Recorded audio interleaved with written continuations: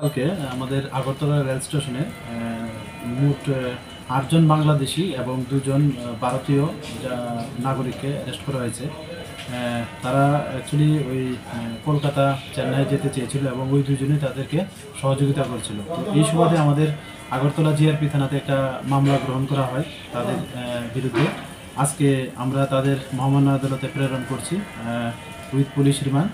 তো নাম জিজ্ঞেস করলে যারা বাংলাদেশি তারা বলেছে একজন শাহাদাত হোসেন, চট্টগ্রাম ডিস্ট্রিক্টের বাড়ি বাংলাদেশ, আর একজন তৃষা আক্তার, শাপলা আক্তার, রাজু আহমেদ, শাহ আলম, সুকদ্রি শেখ, এমডি বিপ্লব এবং করিম শেখ।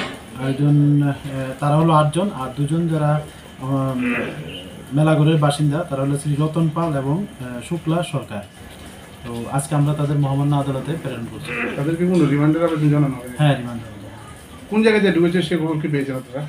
অ্যাকচুয়ালি এটা তো আন্ডার ইনভেস্টিগেশন, তো আমরা রিমান্ডে দেখব এবং দফায় দফায় তাদের এখনও জিজ্ঞাসাবাদ চলছে। আর for the interest of investigation এটা এখনও বলা যাচ্ছে না ইন সোশ্যাল মিডিয়া। এমনিতে কতদিনের রিমান্ড চাওয়া হবে? রিমান্ড চাওয়া হবে, রিমান্ড সবাইকেই চাওয়া হবে, জুডিশিয়াল কাস্টডিতে ইন্টারোগেশন, আর একজনকে আমরা পুলিশ রিমান্ড চাবো, পুলিশ কাস্টডি।